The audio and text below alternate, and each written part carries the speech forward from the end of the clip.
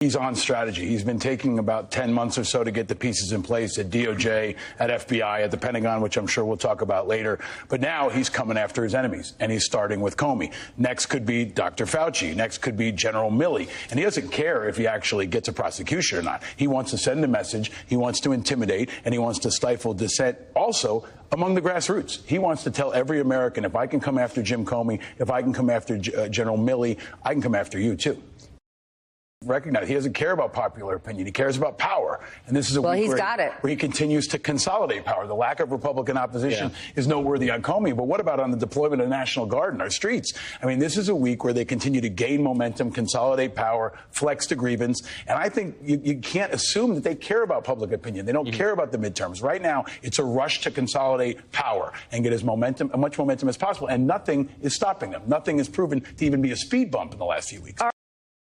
How does the rank and file, you come from the military world, folks from the military, whether it's following Pete Hegseth and Donald Trump's meeting with top generals last week or everything that's happening since, how are they taking all this? Because Donald Trump has had a lot of support from the military in the past. Well, I think more than almost any other institution, they're kind of along for the ride. I mean, they're there. What does that mean? It means they're there to follow orders. They're there to execute the guidance of the president who was duly elected by the people. But they vote. They depend on Congress, for example, to exercise their power in, for example, reining in a president's international strikes or his deployment of the National Guard. They're there to be apolitical, even in moments like this. They pick their spots, right? When Hegseth didn't get a rounding rouse of applause, that's noteworthy, right? I mean, that could have been a seal that was broken. They're trying to hold the line. They're trying to pick their spots. But as often, they're waiting for the American people, and most of all, Congress, which has totally abdicated its responsibility on things like acts of war, right? We're attacking boats off of Venezuela, and now there may have been Colombians on those boats.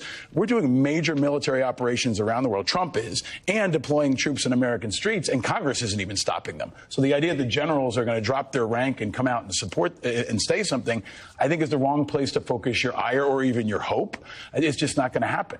Yeah, especially after a purge where he's removed all opposition, all flag grades, the head of Cyber Command, the chairman of the Joint Chiefs. The purge at the FBI is actually behind where they are on the Pentagon and other institutions. Yeah, well, you're seeing in these National Guard deployments leaks from people who clearly are on these deployments to not the entire media. They're not spamming this out, but careful leaks. You do see a sense that people who are being sent from Texas to Chicago for uncertain missions or to D.C. to walk around Union Station, you're seeing some dissent there. But you're right. They're not coming out and breaking rank completely. But there is strain that is there if you look for it. It's just not something that, as to your point, Republicans in Congress are fine with all of this. And you're going to see it over time. You're going to see it in recruiting numbers. You're going to see it in retention. And more people who don't agree with it are going to leave.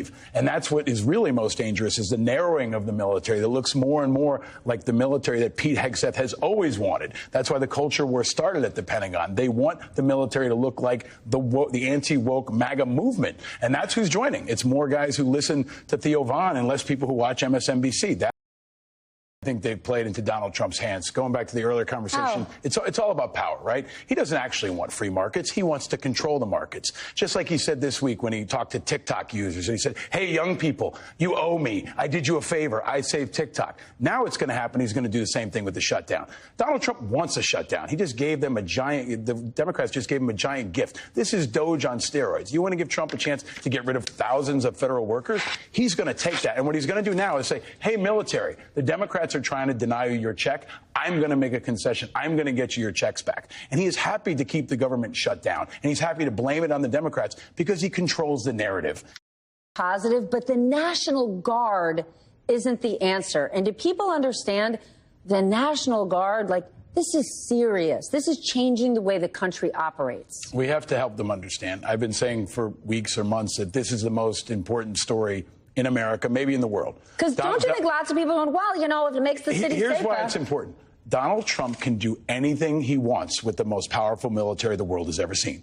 He can bomb Iran. He can hit boats he says are drug dealers off the coast of Venezuela. And he can send the National Guard into a new city every week. And he started with L.A. He started with the border. And this has always been the plan. It's been to militarize cities. It's to expand the use of federal troops and National Guard troops. And it's to normalize it and to make you think the National Guard is supposed to do this. And they're not. Nobody joins the National Guard or the 82nd Airborne because they want to clean up streets or they want to fight crime. It's the wrong tool for the wrong problem. That's, I think, the most convincing argument to most of America, but even more importantly, the president should not be able to do whatever he wants with America's sons and daughters and continue to thrust them into dangerous situations like Chicago, Detroit, and any other number of places where protests will increase. Friction will increase, and that's what Trump wants, because he's still always moving toward invoking the Insurrection Act, which has also always been part of the plan.